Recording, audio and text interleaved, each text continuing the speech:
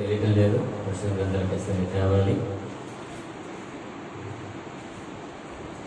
ఒకసారి పరిశుద్ధ గ్రంథాలు తెచ్చిన మీ చేతులు అయితే చూపిస్తారా? Rise Bible. ఓకే, మీ యొక్క బైబిల్ పైకి అది జస్ట్ ఓకే ఓకే ఓకే. మన విజయన్న పాపం ఫోన్ పెట్టుకుని బైబిల్ తీసేస్తున్నాడు. గుడ్. అంటే సహజమే, ఇంకా అంటే అర్జెంట్గా రావాల్సిన పనులు మర్చిపోవడం సహజమే, పనులకు వెళ్ళడం మర్చిపోవడం సహజమే. కాబట్టి ఈ వచ్చే వారి నుంచి ఖచ్చితంగా మన పరిశుద్ధ గ్రంథాలు తెస్తూ సాగడం. మన చర్చిలో ఒక ఆమె తెలుగు పంపిస్తాం. చర్చిలో బైబిల్ పెట్టేస్తుంది. తర్వాత అదే ఆరాధనకి మళ్ళీ అదే బైబిల్ తీసుకుంటుంది. అర్థమవుతుందా? ఇంటికి బైబిల్ తీసుకెళ్తారు. చర్చిలో బైబిల్లో కుర్చీలు పెట్టేసి వెళ్ళిపోద్ది పాపం తల్లిగారు. మళ్ళీ చర్చిలోకి వచ్చిన తర్వాత నా బైబిల్ ఎక్కడా అని అరుస్తుంది గట్టిగా. అందరూ ఏమో ఆ బైబిల్ లేకపోతే మళ్ళీ వచ్చేసేద్దాం బైబిల్ తీసుకుని వస్తారు. తిరిగి చూస్తే లాగే ఆ బైబిల్ మళ్ళీ పెట్టేసి వెళ్ళిపోతుంది. అంటే పరిశుద్ధ గ్రంథం కలిగిన మనము, పరిశుద్ధ కలిగి మనము ఖచ్చితంగా పరిశుద్ధ గ్రంథం ఈరోజు వరకు వదిలేయండి. నెక్స్ట్ వీక్ నుంచి పరిశుద్ధ గ్రంథం తీసుకురావడం ఒక అలవాటుగా పెట్టుకుందాం. లూకాసు సువార్త ఎగ్జాక్ట్లీ 4వ అధ్యాయం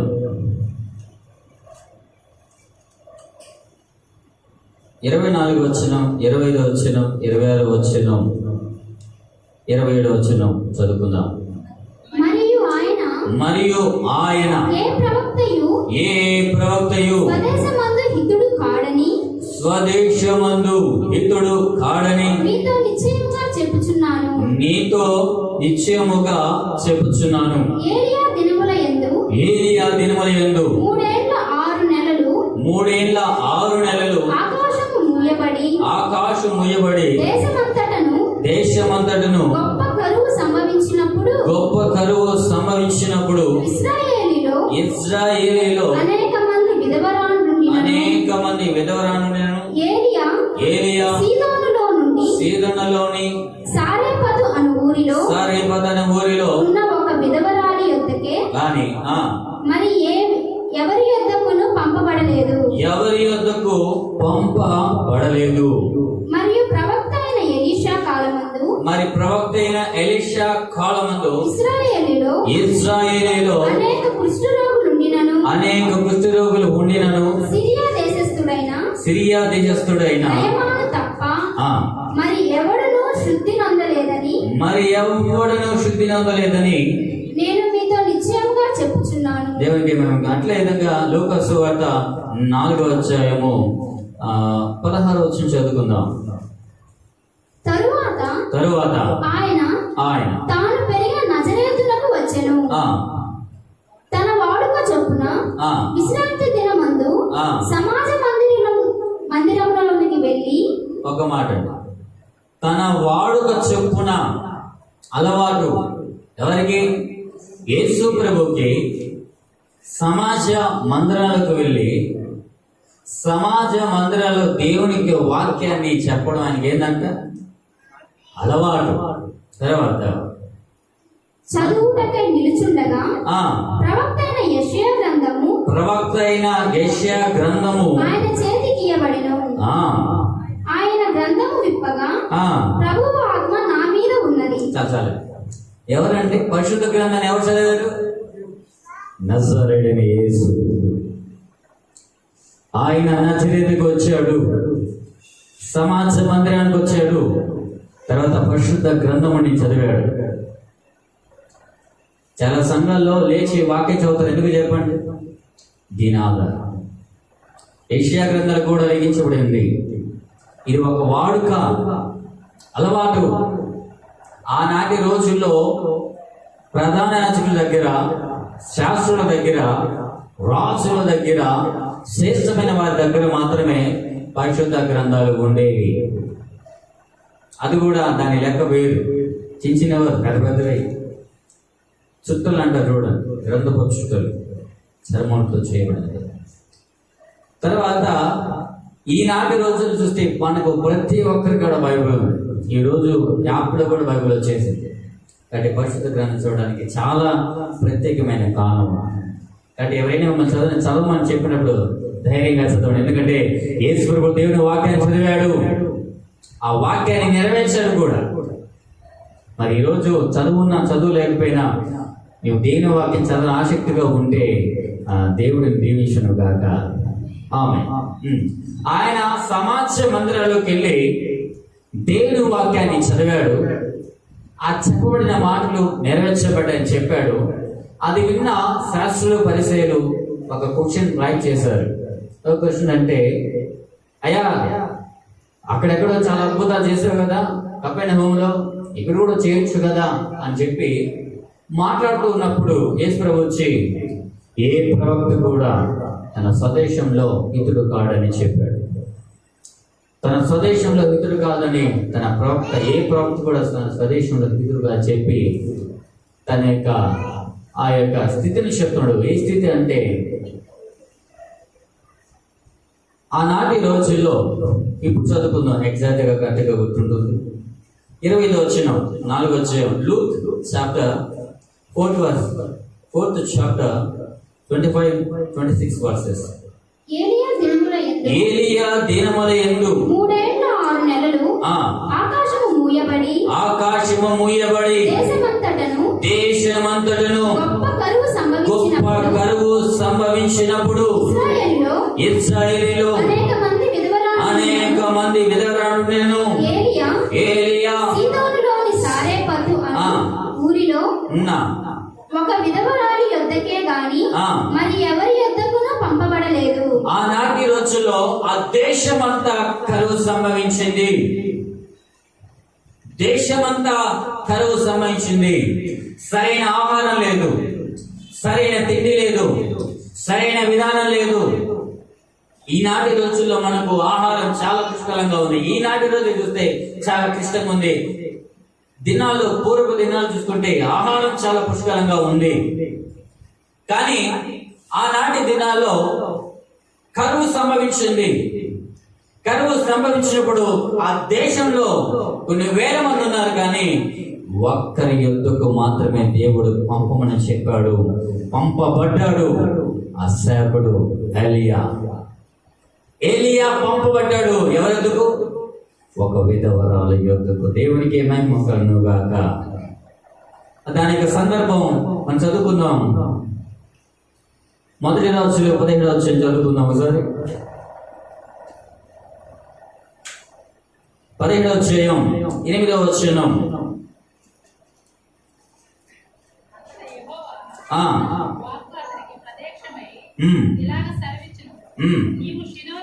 నీవు సీదోను పట్టణ సంబంధమైన సారెపతు ఊరికి పోయి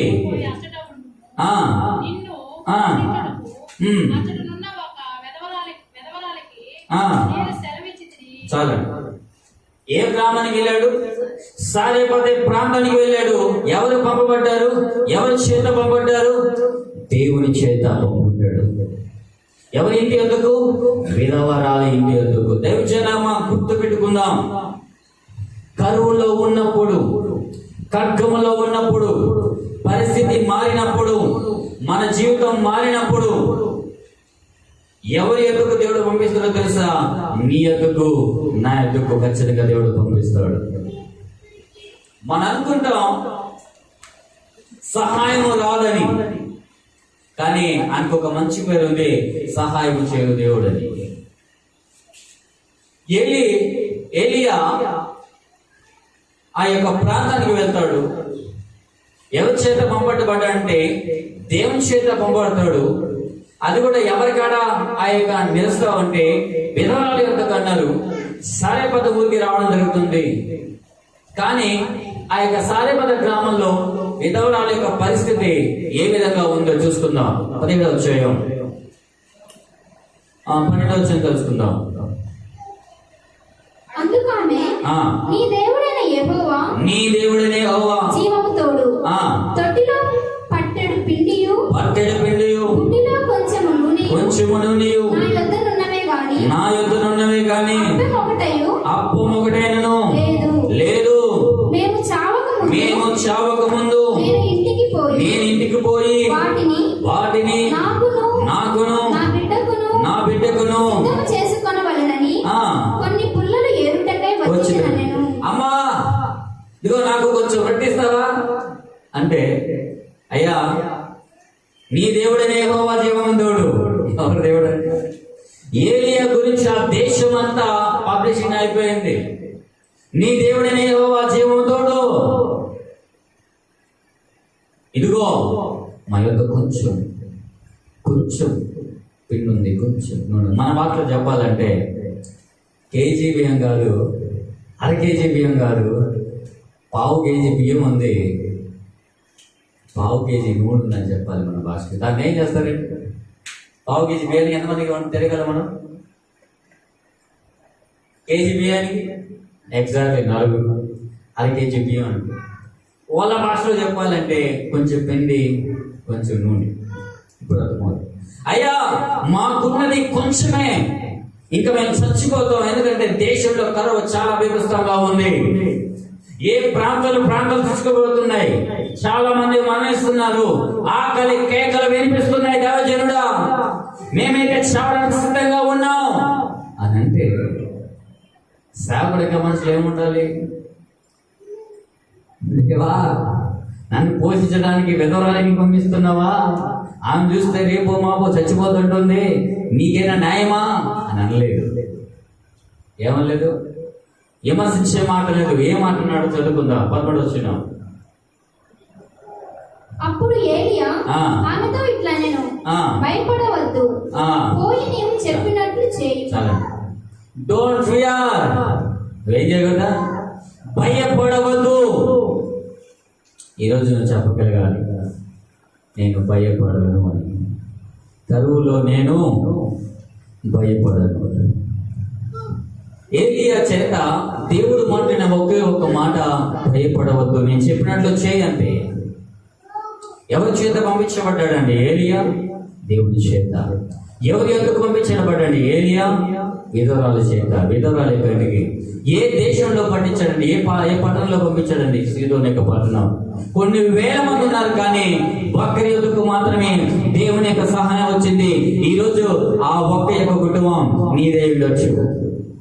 అందుకని ఒక మాట రాయబడింది, నీ జీవితం ఏ విధంగా మారినా, నీ చుట్టుపక్కల ప్రజలు ఏ స్థితిలో ఉన్నా, నీ చుట్టుపక్కల ప్రజలు అనారోగ్యం పాలైనా, నీ యొక్క పరిస్థితులు ఏదైనా సరే, నీవు మాత్రం క్షేమంగా ఉంటావు, నీవు మాత్రం న్యాయంగా ఉంటావు, నీవు మాత్రం దీవించబడుతూనే ఉంటావు. హల్లెలూయా, హల్లెలూయా. ఈరోజు విధవరాలి ఇంటికి దేవుని యొక్క సహాయం పంపించబడదు. ఈరోజు భారతదేశంలో ఆంధ్ర రాష్ట్రంలో నెల్లూరు జిల్లాలో కపాడపాలెం ప్రాంతంలో మనం ఉన్నాం. ఈరోజు ఆ సహాయం నీ కాడికి రావడానికి సిద్ధంగా ఉంది. నీ కాడికి రావడానికి సిద్ధంగా ఉంది.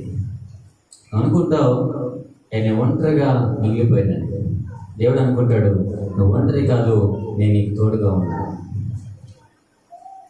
చూసారా, మనం గమనించాలి. చాలా పరిస్థితుల్లో మనం వెళ్తూ ఉంటాం. ఆ పరిస్థితులు చేతిలో పనికి రేపు లేదనుకుంటాం, మరుసటి రోజే చక్కటి పని దేవుడు మనకి ఇస్తాడు. ఉద్యోగం లేదని బాధపడుతూ ఉంటాం. ఎవరో ఫోన్ చేసి, బ్రదర్ నీకు ఉద్యోగం వచ్చింది, మీరు జాయిన్ అవ్వచ్చింది. అప్పుడే బీప్రంలో భీమ్ అయిపోయి ఉంటాయి, ఎవరో సహాయం చేస్తారు. పిల్లలకి స్కూల్ ఫీజు కట్టడానికి సహాయం ఉండదు, మళ్ళీ ఎక్కడి నుంచో సహాయం వస్తుంది, స్కూల్ ఫీజు కడతాం. చుట్టుపక్కల ఎవరికి పనులు ఉండవు, నీకు మాత్రం పనులు ఉంటాయి, ఎక్కడి నుంచో వచ్చిన సహాయం. దయచేయడానికి మా ఇటువంటి సందర్భాల్లో నువ్వు ఎన్నోసార్లు చాలాసార్లు ఉంటుంది. చాలాసార్లు ఖచ్చితంగా నీవి అనుకోకుండా వీలుంటావు. ఎందుకు తెలుసా? ఆయన నీ స్థితిని నేను గమనించిన దేవుడు ఆయన కనురెప్ప పాప కాపాడ చూసుకుంటాడు. ఎందుకంటే నువ్వెవరు? ఆయన ప్రజలు. సహాయం మాత్రం ఆ దేశంలో ఎవరు ఎత్తుకు వెళ్ళలేదు. 3 సంవత్సరముల 6 నెలలు ఆకాశం నుంచి వర్షం కురిపించబడలేదు. ఆకాశం వర్షం నుంచి కురిపించబడితే పంటలు పండవు, భూమి నాశనం అయిపోద్ది, పశువు సమస్తం నాశనం అయిపోతే ఆ సందర్భంలో, కఠినమైన సందర్భంలో సహాయం వచ్చింది. అది దేవుని ద్వారా సహాయం వచ్చింది. కాబట్టి ఈ రోజు భారతదేశంలో ఎటువంటి పరిస్థితులు ఉన్నా, ఆంధ్ర రాష్ట్రంలో ఎటువంటి సిచ్యువేషన్ ఉన్నా సహాయం మాత్రం నీ కుటుంబానికి వస్తుంది, నీ ఇంటి తలుపు తగ్గుతుంది. దేవునికి ఏమైనా కలుగునుగాక. ఆమేన్ చెప్తాం ఆమేన్ అని. ఎందుకు తెలుసా? ఆయన సహాయం చేయ దేవుడు. ఎవ్వరు వద్దకు రాలేదని, కానీ విధవరాలు ఇంటికి సహాయం చేయబడి సహాయం వెళ్ళబడి. ఇంకో సందర్భం తెలుసుకుందాం, చదువుకుందాం. లూకాసు వార్త మన ఇంటికి చదివి తర్వాత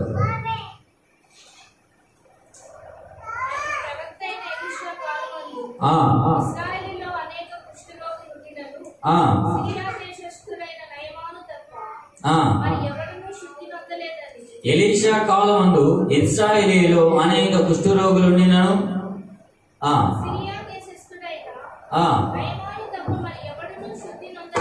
సిరియా దేశస్థుడు నయమాను తప్ప మరి ఎవడును శుద్ధి నొందలేదు అని చెప్పడం జరిగింది. అది మన పరిశుద్ధ గ్రంథం 2 రాజుల గ్రంథం కూడా చదువుకుందాం, మనకు అర్థమవుతుంది. 2 రాజుల గ్రంథం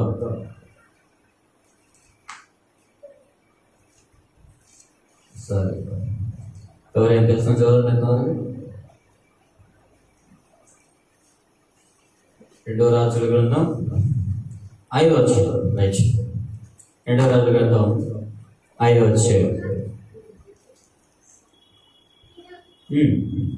5వ అధ్యాయం మొదటి అధ్యాయం. సిరియా రాజు సైన్యాధిపతి అయిన నయమాను ఒకడు ఉండెను. అతని చేత యెహోవాయే సిరియా దేశమునకు జయము కలుగు చేసి ఉండెను. గనుక అతడు తన యజమాని దృష్టికి ఘనుడై దయ పొందిన వాడాయను. అతడు మహాపరాక్రమశాలి ఉండెను. ఆయన మహాపరాక్రమశాలి ఉండెను గాని అతడు కుష్ఠరోగి. చాలండి. అతను ఎవరండి? ఇందాక మనం చూసుకున్న రీతిలో విధవరాలు ఒక బిడ్డ కలిగి ఉన్నారు, రేపు చచ్చిపోతారు వారు కలిగిన ఆహారం బట్టి. కానీ ఎలియా సేవకుడు చెప్పిన రీతిగా ఆ నూనె తక్కువ చేయబడలేదు, ఆ యొక్క రొట్టె తక్కువ చేయబడలేదు. వారు ఆ యొక్క కరువు వచ్చేంత వరకు, కరువు ముగేంత వరకు వారి క్షేమాన్ని చూశారు. దేవునికి ఏమైనా కలుగును గాక. ఎందుకంటే ఆ బిడ్డ ఎవరు కాదండి, దేవునితో వేపుతూ కలిగిన స్త్రీ ఎవరైనా ఉన్నారంటే ఆ విధంగా. అందుకనే దైవజనుడా నీ దేవుడిని యెహోవా జీవం తోడు. ఆ మాట ఎవరు చెప్తారండి? దానిపై దానము చెప్తారా? జీవమైన యెహోవా తోడని ఈ దేవుని గురించిన వారు మాత్రమే చెప్పగలరు. తర్వాత ఇక్కడ కూడా సిరియా రాజు సైన్యాధిపతి నయమాను గురించి ఒక మాట ఉంది. సిరియా రాజు సైన్యాధిపతి నయమాను అని ఒకడు ఉండెను. అతని చేత యెహోవా సిరియా దేశమునకు జయము కలుగు చేసెను. ఏందండి? జయము కలుగు చేశాడు యెహోవా అతనికి తోడు ఉండడం బట్టి. సమాజ మందిరంలో యేసు ప్రభు ఈ వ్యక్తుల గురించి మాట్లాడుతున్న ఒకరు కుష్ఠిల గురించి మాట్లాడుతున్నారు. ఫస్ట్ విధవరాల గురించి మాట్లాడు దేవుడు.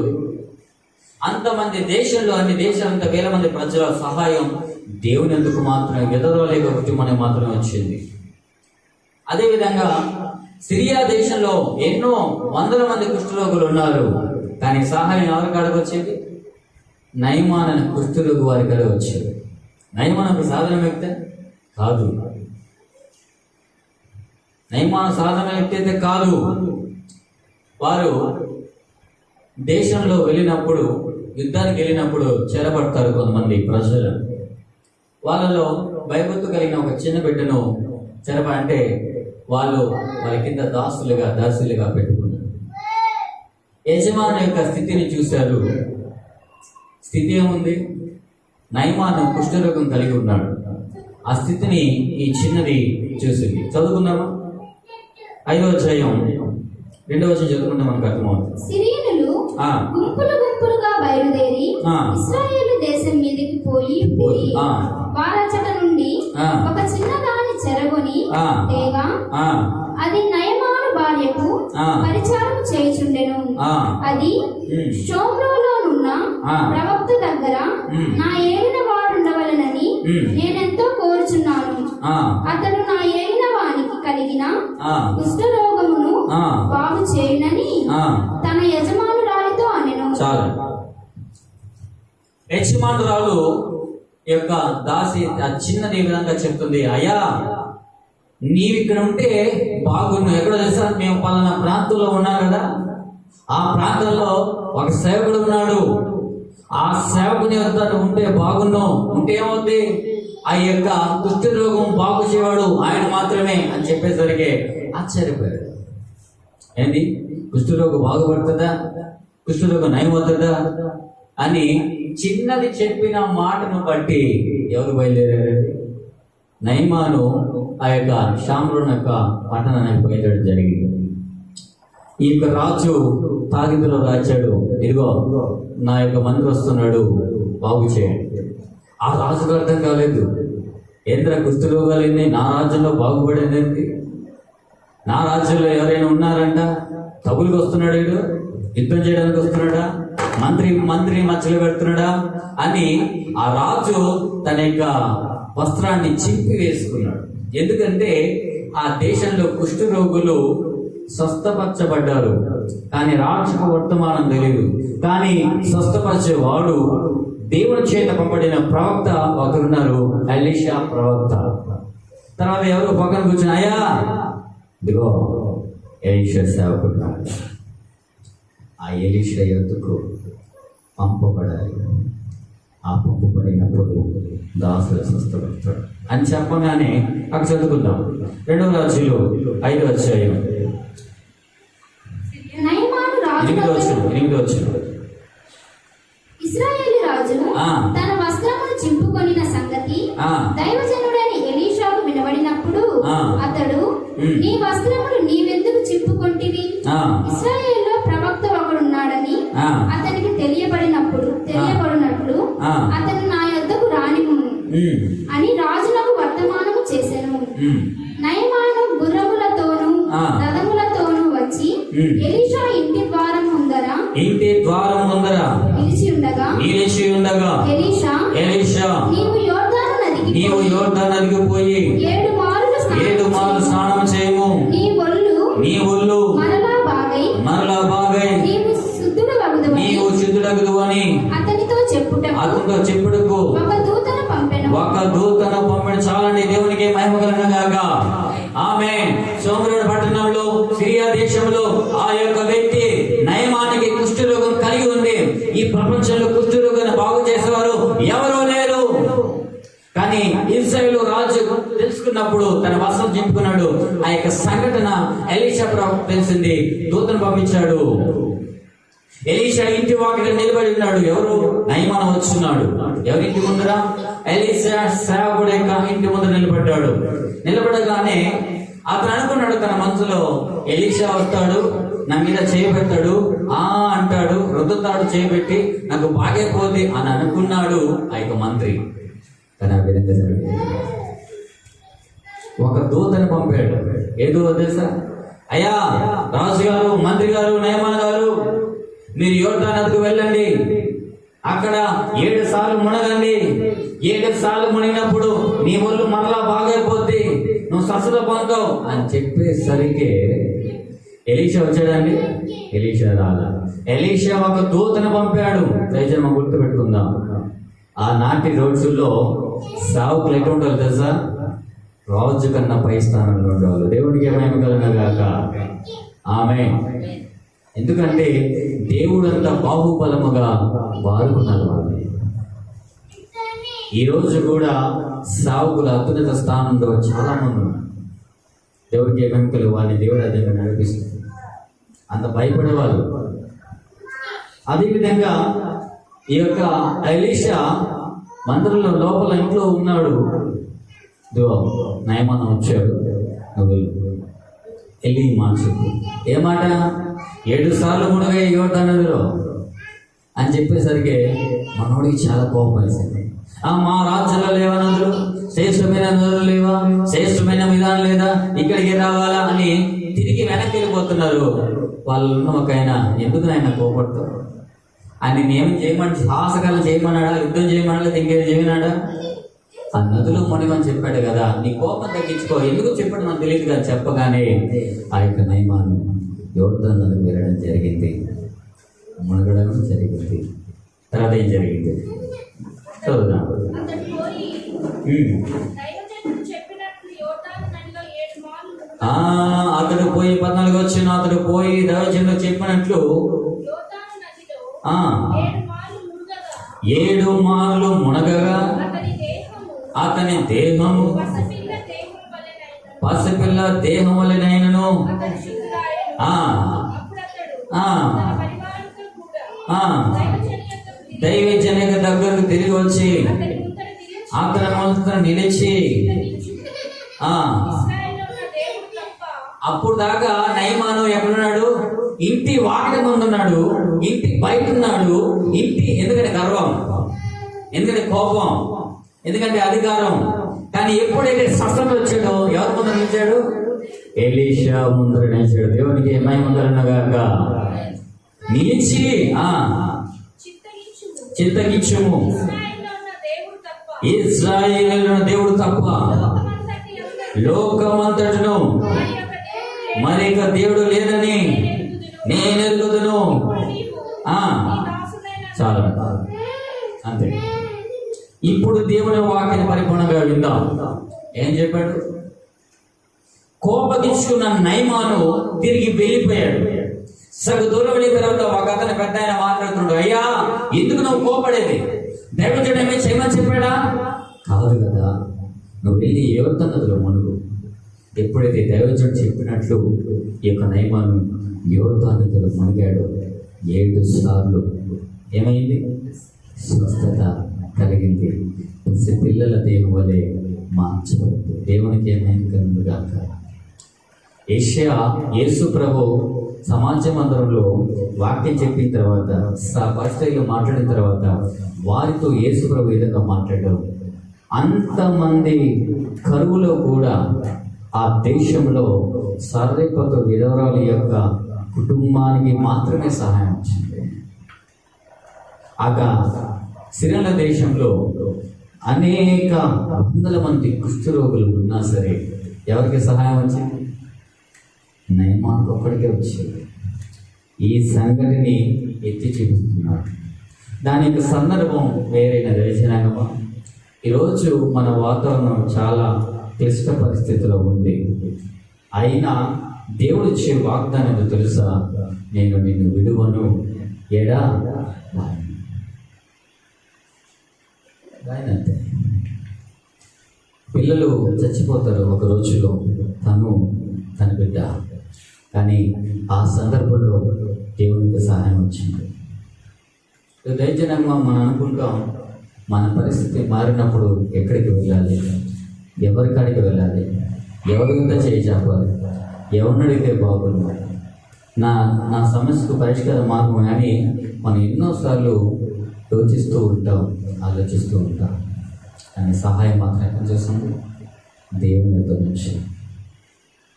ఆ యొక్క విధవరాలు తన స్థితి అది. ఈరోజు నీకు సహాయం వచ్చును గాక. ఆమేన్. నా కుటుంబానికి సహాయం వచ్చును గాక. ఈ పరిస్థితి ఏ విధంగా సరే, కరోనా ప్రభావం ఎక్కువ ఉన్నా సరే, కరువు ఘోరంగా ఉన్నాయి, నా కుటుంబానికి సహాయం వచ్చును గాక. ఈరోజు నీ కుటుంబానికి సహాయం వచ్చి ఉన్నది. చేద్దాం ఆమెనే. ఆమేన్.